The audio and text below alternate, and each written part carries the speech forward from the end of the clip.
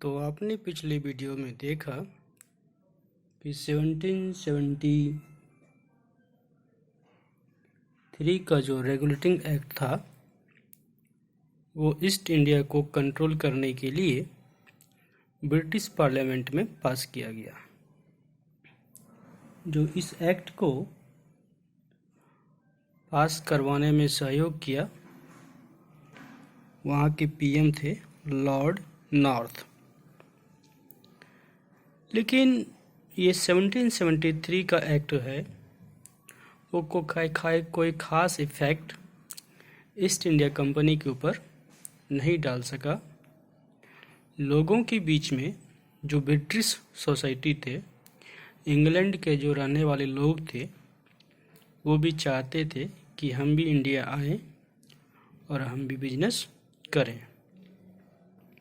लेकिन जो east India company जो यहाँ पे पहले से थी उसका मनमाना रवैया जो है वो चली आ रही थी। वो ब्रिटिश पार्लियामेंट के द्वारा पास किए हुए कानून के अनुसार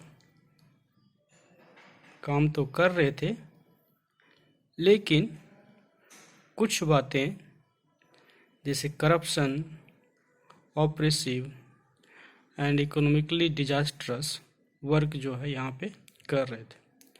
और जो वहाँ से लोग आना चाह रहे थे यहाँ पे काम करने के लिए, बिजनेस करने के लिए, उसे कोई सपोर्टिव माहौल नहीं मिल रहा था। तो इस एक्ट के थ्रू जो है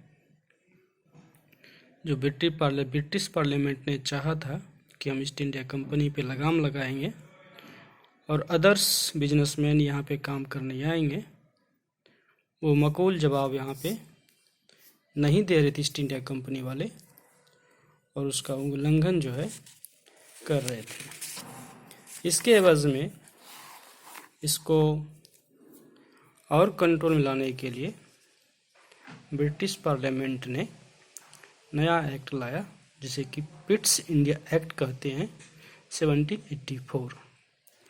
और इसे हम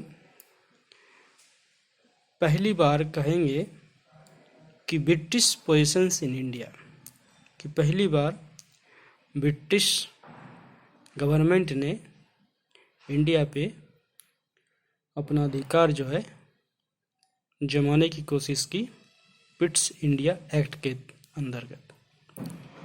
इसमें पहला चीज़ रहा पिट्स इंडिया एक्ट के तहत 1784 के अंतर्गत कि जो supreme control over east India company affairs and administration, जितना भी अफेयर और एडमिनिस्ट्रेशन होगा उस सारा का सारा जो है किसका आ जाएगा? ब्रिटिश गवर्नमेंट का आ जाएगा। इन्होंने इस एक्ट के तहत इन्होंने डिफ्रेंशिएट किया, it distinguish between the commercial and political functions of the company. Commercial क्या हो गया कि आप बिजनेस में क्या बेच रहे हैं, क्या खरीद रहे हैं, और पॉलिटिकल फंक्शंस में कि आप ज़मीनें कौन सी कंट्रोल कर रहे हैं, किस राजाओं को किससे लड़वा रहे हैं, कौन किसको मार रहा है, इन्होंने अलग अलग किया। एंड 6 कमिश्नर जो है, 6 कमीशंस जो है इन्होंने बैठाया इंडिया में, नॉन फॉर, इसको बोर्ड ऑफ कंट्रोल कहा जाता है। तो सवाल पूछे कि under which act board of controls was form in England, तो बताइएगा। आंसर होगा Pitt's India act 1784। So board of control was guide and control the work of court of directors and government of India. It allowed court of director to manage the commercial affair. Court of director जो है वो commercial affair, जिसमें कि business क्या सामान बेच रहे हैं, क्या ले रहे हैं, और एक बोर्ड ऑफ कंट्रोल बनाया गया जो कि पॉलिटिकल अफेयर जो है यहाँ पे कंट्रोल करेगा कि किस राजाओं का ज़मीन छीनना है, किसके साथ किसका समझौता करना है। तो ये बोर्ड ऑफ कंट्रोल। तो देखिए यहाँ पे दो चीज़ें बनाया है, इसको डबल गवर्नमेंट कहा जाता है कि एक जो है कमर्शियल को कंट्रोल करेगा, that is court of directors, दूसरा बोर्ड ऑफ कंट्रोल है जो पॉलिटिकल अफेयर को कंट्रोल करेगा। It empower the board of control, that means जो पॉलिटिकली रूप से कंट्रोल करेगा, to suppressive and direct all operation of the civils and military government and revenue of the British positions in India. यानी कि board of control जो है उसको ऊपर ला दिया गया और कोर्ट ऑफ डायरेक्टर्स को जो है उसको नीचे ला दिया गया, और बोर्ड ऑफ कंट्रोल जो है इस सारे चीज़ को देखेगा। बोर्ड ऑफ कंट्रोल मिलिट्री को भी देखेगा, पुलिस को भी देखेगा, और कोर्ट ऑफ डायरेक्टर्स के अंदर जो कमर्शियल वर्क चल रही है, जो बिजनेसेस चल रही है यहाँ पे, उसको भी कंट्रोल करेगा। This act place the government of India in the hands of governor general and council of 3 member. तो ये जो एक्ट है इसमें गवर्नर जनरल जो था, जो ईस्ट इंडिया कंपनी के अंतर्गत बनाया गया था, और एक काउंसिल ऑफ 3 मेंबर बनाया गया अलग से। The act clearly subordinate the Bombay and Madras presidency to Bengal in all question of war, diplomacy and revenue. इस एक्ट के तहत, पिट्स इंडिया एक्ट के तहत, बॉम्बे और मद्रास को पूरी तरीके से बंगाल के अंडर डाल दिया गया, और बॉम्बे और मद्रास प्रेसिडेंसी यदि कोई वार करता है, कोई युद्ध करता है, डिप्लोमेसी मीन्स किसी से समझौता करता है, और कितना रेवेन्यू कलेक्ट कर रहा है, वो सारा हिसाब किताब जो है बंगाल का जो है गवर्नर रखेगा। With this act began a new phase of the British conquest of India. और इस एक्ट के थ्रू जो है पिट्स इंडिया एक्ट 1784 के तहत ब्रिटिश ऑथोरिटी जो है, ब्रिटिश पावर जो है हमारे पूरे भारत पे जो है एक न्यू फेज में आया, एक नई व्यवस्था के तहत आया। जो कंपनी की जो टेरिटरी थी, जो कंपनी ने यहाँ पे ज़मीनें लूटी थी, उसको ब्रिटिश पोजीशंस इन इंडिया कहा जाएगा। जो ईस्ट इंडिया कंपनी हमारे यहाँ पे काम करने के लिए आई थी, बिजनेस करने आई थी, उन्होंने जो राजाओं के बीच में लड़वा के ज़मीनें कंट्रोल की थी, वो पिट्स इंडिया एक्ट 1784 के तहत ब्रिटिश पोजीशंस इन इंडिया कहा जाएगा। वो ज़मीनें ब्रिटिश गवर्नमेंट के अंदर आ गई, और उस ज़मीन को ब्रिटिश पोजीशंस इन इंडिया कहा गया, और British government was given the supreme control over the company affairs administration in India.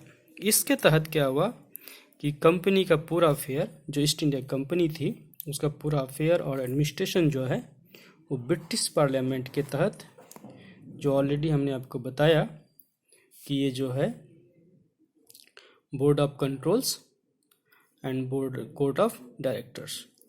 Board of control is the highest authority and court of director is the इसके subordinate रहेगा, जो कि court of director business का मामला देखेगा, commercial का, और board of control जो है अदर्स मैटर जैसे पॉलिटिकल अफेयर, मिलिट्री वाले, ये सब सारी चीज़ें देखेंगे।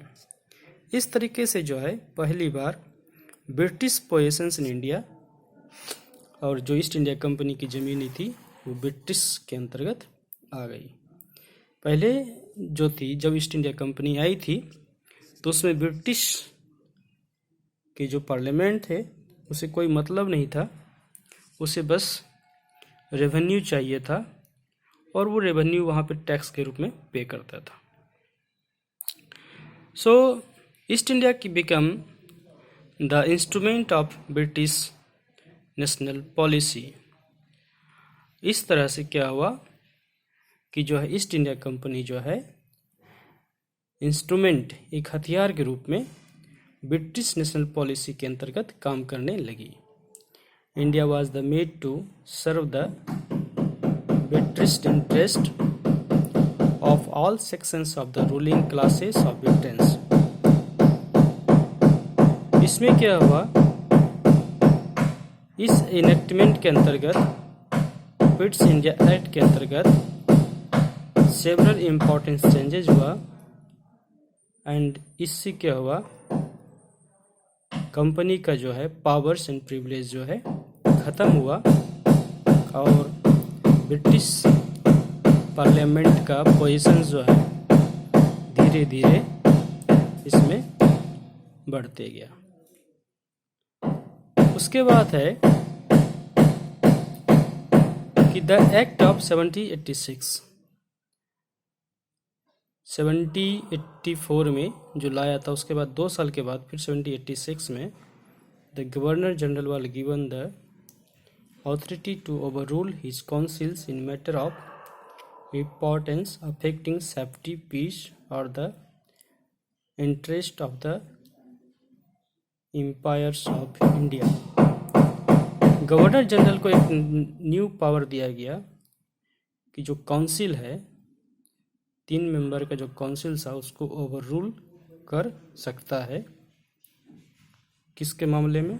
सेफ्टी, शांति के मामले में, and then interest of the empires of India. अब नेक्स्ट में हम देखेंगे कि द चार्टर 83 क्या कहता है।